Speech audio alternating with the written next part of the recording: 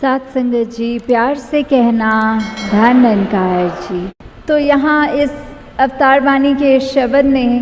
ये जो माया के ऊपर ये बात से शब्द में दर्शाया जा रहा है कि ये संसार में जो दिख रहा है, संसार भी अपने आप में पूरा का पूरा या जो कुछ भी हम देखते हैं अपने जीवन में अनुभव करते हैं, इन आँखों से जो कुछ दिख रहा है वो सब माया ही है। वो इल्यूजन रूप में जो कहा जाता है कि कैसे ये माया के का ही रूप है संसार, उस तरह की आज है कल नहीं, क्षण भंगुर वाली बात कि ये इसका तो आना जाना लगा ही रहेगा। जैसे कभी एक उदाहरण के तौर पे एक चीज़ हमारे जीवन में, अगर अभी हमको भूख है तो हमारे आगे भोजन आ जाता है,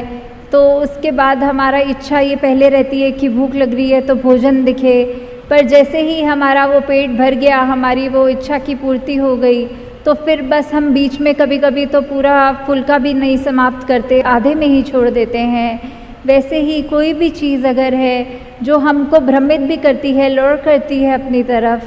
कि कैसे ये आकर्षण जो है इतनी चमक दमक दुनिया की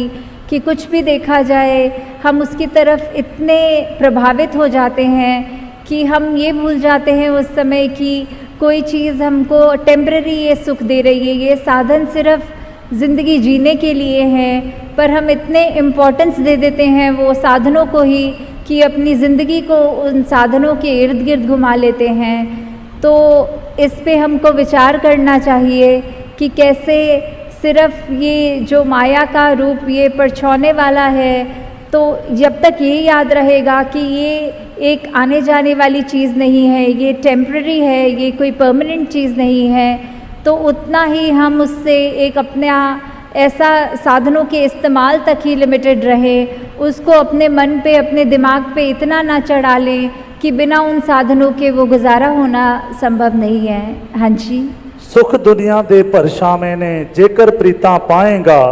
टल गए परछावे जिस दम रोएगा कुरलाएगा।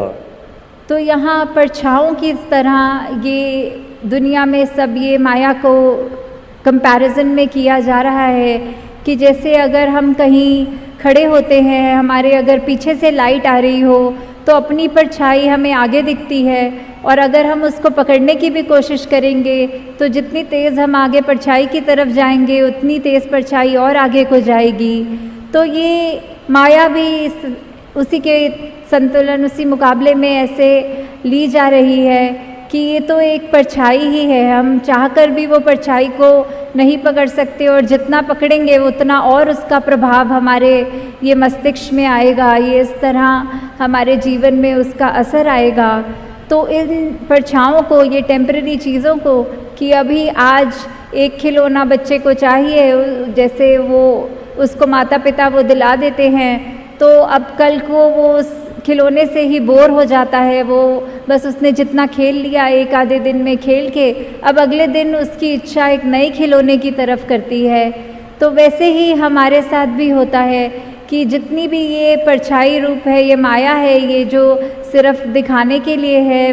सामग्री, वो हम उसको निरंकार से ज़्यादा जुड़े ना कि वो सामग्री से। हाँ जी। जो कुछ अखी नजरी आउंदा आवन जावन वाला है, अकलों अन्ना मूर्ख बंदा जो इसदा मत वाला है। तो अब यहाँ कहा जा रहा है कि कैसे एक जो माया में पूरा दिन अपना व्यतीत कर रहा है, माया को ही सब कुछ मान रहा है, और ऐसे वो क्लेम करता है कि उसको ये सब चीज़ें अच्छी अच्छी दिख रही हैं, वास्तव में उसको इसमें एक अंधे व्यक्ति से कंपैरिजन किया गया है कि वैसे तो अंधा वो होता है जिसको नज़र नहीं आता, पर यहाँ आंखें होते हुए भी क्या चीज़ देखनी है, क्या चीज़ इम्पॉर्टेंट है, उसको तो नहीं देख रहा, वहाँ आंखें बंद हैं, और जिन चीज़ों की कोई ऐसी अहमियत नहीं है, जो हमेशा कायम दायम रहने वाली चीज़ नहीं है ये माया, उसको ही लेकर उसी के पीछे उसी को ही पकड़ के इस तरह बैठ गया। तो फिर इसीलिए उसको ये कहा जा रहा है कि ये बिल्कुल एक उस तरह है कि चीज़ होकर भी अगर आंख बंद कर लें तो फिर वो अंधे की तरह ही यहाँ पे तुलना हो रही है। हाँ जी। चलदे नाल परीता लाके आखिर रोना पैंदा है, हथ पल्ले नहीं पैंदा कुछ भी, सब कुछ खोना पैंदा है। तो अगर पूरी ज़िंदगी ही ऐसे व्यतीत हो जा रही है और बिल्कुल अंत समय में जब ये एहसास होता है कि कैसे यहाँ पे हमको जो करना था इस जीवन काल में वो तो हमने किया नहीं और हम सिर्फ माया में ही भ्रमित रहकर माया का ही सहारा लेते गए, जबकि हमको इस जीवन काल में प्रभु परमात्मा का एहसास करते हुए, पहचान करते हुए सिर्फ प्रभु परमात्मा की ही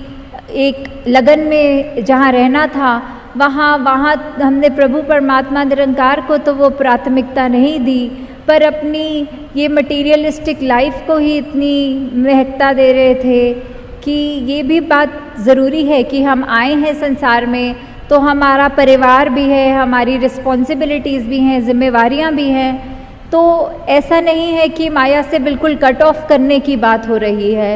ये है कि चीज़ों का जो बनी है उपयोग के लिए उनका उपयोग करें, उनका सदुपयोग करें, पर उनको अपने ऊपर इस तरह हावी ना होने दें कि कैसे अगर वो चीज़ हमारे से छिन जाए तो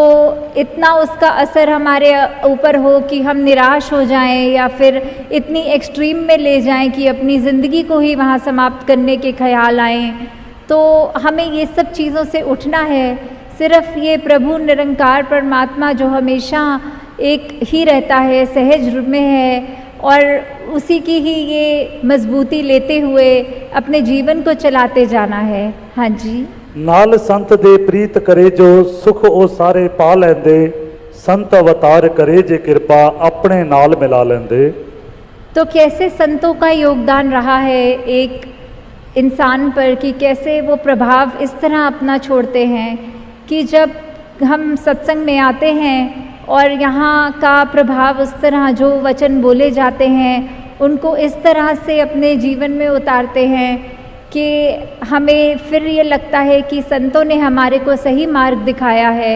युगों युगों से, आज की बात नहीं, ये जब से दुनिया कायम दायम है, संत प्रवृत्ति वाले सभी ने यही शिक्षा दी है, वही मार्ग बताया है कि कैसे हमें अपने आप को फोकस रखते हुए ठीक डायरेक्शन पे एक जो रास्ता है वो सही चुनाव करना है। हमें कैसे सिर्फ अच्छाइयों को ही देखना है, किसी के अंदर खामी नहीं देखनी। कोई भी वस्तु, इंसान तक ये माया का रूप है तो उसके अंदर भी हमें कुछ बुराई को नहीं देखते हुए या उसकी अच्छाई या बुराई से इतने प्रभावित नहीं होते हुए कि हम अपना फोकस खो के सिर्फ उसी पे टिप्पणी करते रहें या उसी के बारे उस तरह मन में सोचते रहें।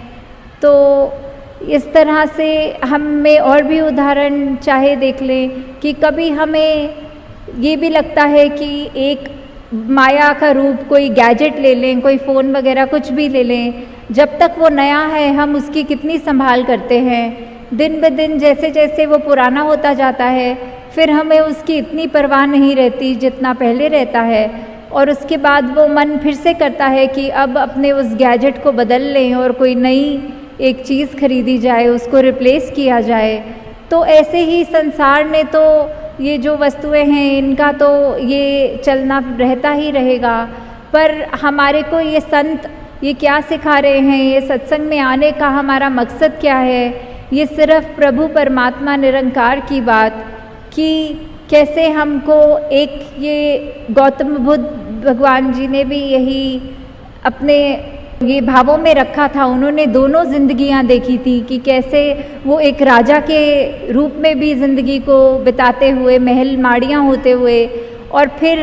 एक वो उनकी मेडिटेटिव वो ज़िंदगी जहाँ उन्होंने अपने आप को अलूफ करके बिल्कुल अकेला करके, तो बीच में उन्होंने एंड में जो निष्कर्ष निकाला वो उन्होंने यही निकाला कि दुनिया के ये जो दो एक्सट्रीम्स हैं इसको तो हमने उस तरह नहीं अपनाना, पर ये जो मध्य मार्ग है, ये जो बैलेंस है, इसको मध्य मार्ग को ही हमको चुनना है कि जहाँ ना बिल्कुल कोई उतराई की बात, ना बिल्कुल चढ़ाई की बात, बस एक ही बात कि कैसे हमको अपने जीवन में ये सारी माया होते हुए भी, ये संसार जो माया का रूप है वो होते हुए भी हमें कैसे उस माया से बचते हुए सिर्फ और सिर्फ ये परमात्मा में अपना ध्यान जोड़ना है। कैसे हम ये जो ब्रह्म ज्ञान की दात जो प्राप्त कर चुके हैं उसके बाद भी अगर हम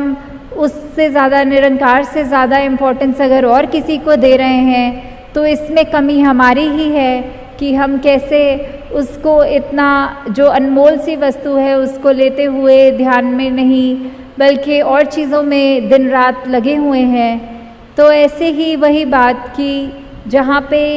हमें एक जैसा नहीं, अपना जीवन को सहज भी बनाना है, हमें उतार चढ़ाव कैसे भी हो, कोई भी हमें किसी भी भ्रम में डाल दे। कभी कभी माया तो इतने सूक्ष्म रूप में भी आती है कि हमने चाहे किसी को उस तरह से देखा नहीं हो, पर कोई अन्य व्यक्ति कह देता है कि पता है वो फलाने बंदे ने आपके बारे में ऐसा कुछ कह दिया है, तो हम वहीं पर अब उस व्यक्ति के लिए मन में ऐसी ओपिनियन बना लेते हैं। तो उस समय वो छोटी सी चीज़ भी, जो कि पता नहीं सचमुच उस व्यक्ति ने कही भी है हमारे लिए कि नहीं कही, फिर भी वो ओपिनियन बनाकर हमारे को उस समय वो उस तरह भी भ्रमित किया जा रहा है। तो बस यही बात कि अंत में कि ये जो डिटैच्ड अटैचमेंट वाली बात होती है कि हमें ये जीवन मिला है, ये सारे सुख समृद्धि मिलती है, ये हमारे लिए वस्तुएं भी हैं हमारे आराम के लिए, उनका उस तरह इस्तेमाल करें कि जब तक हमारे पास वो चीज़ें हैं वो शुक्राना करें, और अगर कुछ हमें दिख रहा है कि किसी और के पास है हमारे पास नहीं, उसमें भी शुक्राना ही करें कि चलो जितना दिया निरंकार ने हमें उतना हमारे लिए अच्छा है। और उन चीज़ों का ऐसा प्रभाव भी ना पड़ने दें कि कभी अगर वो चीज़ हमारे पास थी और अब आज की डेट में नहीं है तो इतना उससे हम अटैच हो गए कि अब उसका ना होना हमारे को अंदर से हमारे मति भी मार रहा है, दिल को भी बुझा रहा है और ऐसे डिप्रेसिव ख्याल दे रहा है। तो दासी ने पहले ही बहुत आप सबका ये जो उत्साह है आप सबका सेवा के प्रति, सिमरन के प्रति, सत्संग के प्रति, ये बढ़ता चला जाए। तो दासी और समाना लेते हुए इन्हीं शब्दों से आपसे आज्ञा चाहेगी और यही अंत में फिर से गुजारिश कि जब हम अगर सत्संग में हैं तो सत्संग को प्लीज़ सत्संग की तरह ही लें। वो कोई मेला नहीं है, वो कोई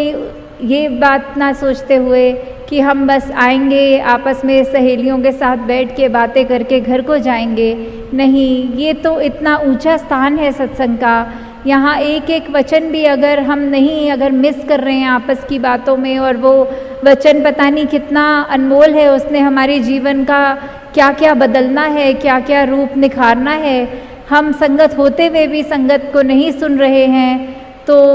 इससे बड़ा दासी ये कहना चाहेगी कि नुकसान कोई नहीं है। तो हम अपना नुकसान ना करें, अपने पैर पे कुल्हाड़ी ना मारें। जो निरंकार ने ये अवसर प्राप्त करवाया है सत्संग का, उसका हर पल सत्संग को सत्संग की तरह ही लें। साथ संगत जी, धन निरंकार जी।